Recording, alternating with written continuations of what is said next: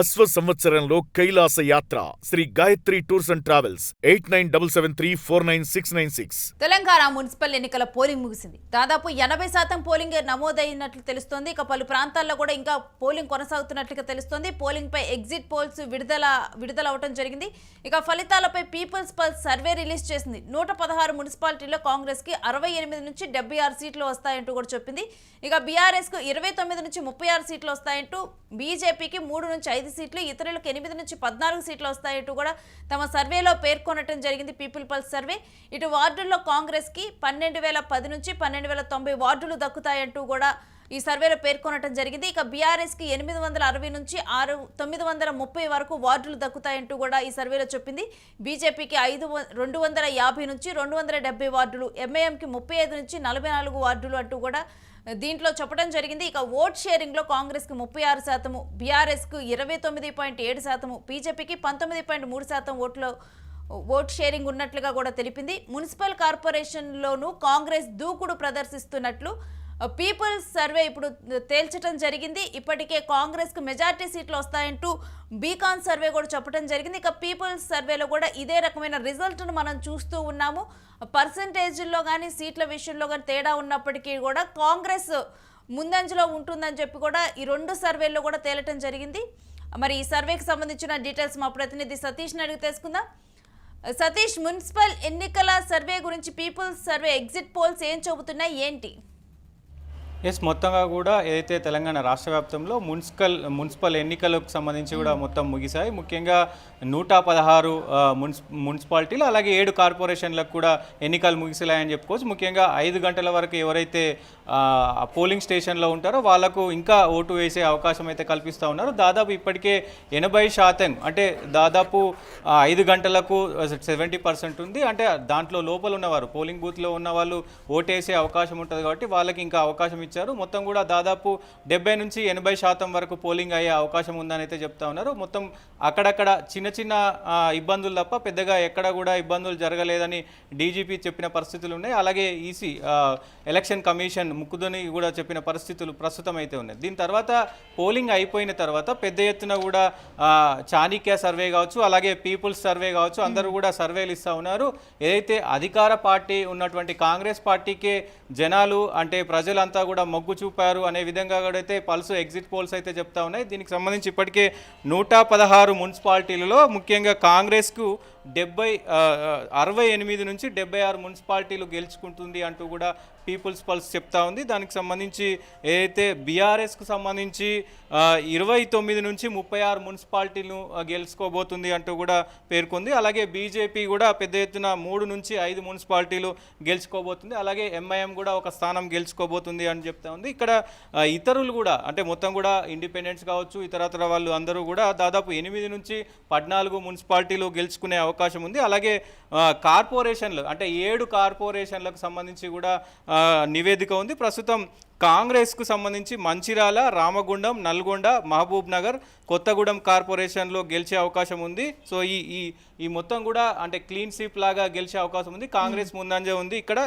ముఖ్యంగా బీజేపీ కరీంనగర్, నిజామాబాద్లో పెద్ద ఎత్తున, అంటే ఇక్కడ ఉమ్మడి కరీంనగర్, ఉమ్మడి నిజామాబాద్లో పెద్ద ఎత్తున ఒక కొత్త పార్టీ అవతరించబోతుంది అని కూడా ఈ సర్వేలో తోలింది. పెద్ద ఎత్తున వీళ్ళకి ఈ 2 జిల్లాల్లో కూడా మొత్తం కూడా సీట్లు రాబోతున్నాయని, పెద్ద ఎత్తున రాబోతున్నాయని చెప్తున్నారు. దాంతో బీఆర్ఎస్కు కూడా పెద్ద ఎత్తున వచ్చే అవకాశం ఉంది అని చెప్తా ఉన్నారు. ఇప్పటికే ఏదైతే పోలింగ్ శాతం కూడా దాదాపు, అలాగే పురుషులు మహిళలు కూడా దాదాపు 36%, 40% కూడా పోలింగ్ శాతం అనేది కూడా నమోదైనట్టు తెలుస్తూ ఉంది. అంటే అందరూ కూడా ఆశ్చర్యపోయేలా విధంగా ఏదైతే కాంగ్రెస్ 90% మున్సిపాలిటీలు మనమే గెలుచుకోవాలి అని చెప్పేసి ఇప్పటికే రేవంత్ రెడ్డి హుకుం జారీ చేశారు. దాంట్లో భాగంగా మరి ఎగ్జిట్ పోల్స్ కూడా దాదాపు 70% దాకా, 70-75% దాకా మరి వాళ్ళకే మొగ్గు చూపుతున్న పరిస్థితులు కనబడతా ఉన్నాయి. ముఖ్యంగా కొన్ని మనం జిల్లాల వారీగా చూస్తే కనుక కొత్తగా ఏర్పడినటువంటి నల్గొండ కార్పొరేషన్, ముఖ్యంగా ఇక్కడ మొత్తం కాంగ్రెస్ పార్టీ దాదాపు 21 నుంచి 26 వార్డులను గెలుచుకొని క్లీన్ స్వీప్ చేసే అవకాశం ఉంది అన్నట్టు కూడా చెప్తా ఉన్నారు. ముఖ్యంగా కరీంనగర్లో దాదాపు 24 నుంచి 29 వార్డులు కూడా గెలిచే అవకాశం ఉంది.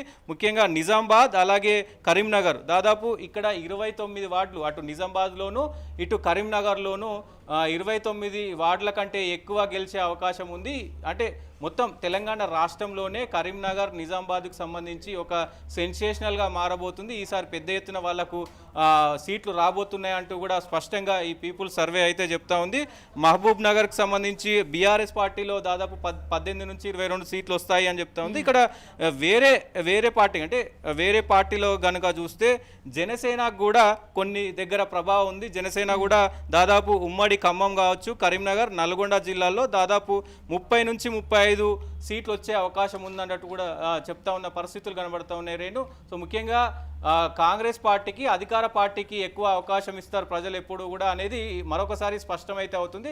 కానీ సతీష్, మరొక సర్వే బీకాన్ సర్వే కూడా ప్రచురించడం జరిగింది. అంటే తెలంగాణ హిస్టరీలో ఎప్పుడూ లేనట్లుగా కూడా ఈసారి వన్ సైడ్ డామినేషన్ అనేది కంటిన్యూ అవుతుంది. కాంగ్రెస్ వన్ సైడ్ డామినేషన్ చేస్తుంది అంటూ కూడా మున్సిపల్ ఎన్నికల్లో తన సర్వేలో పేర్కొన్నది.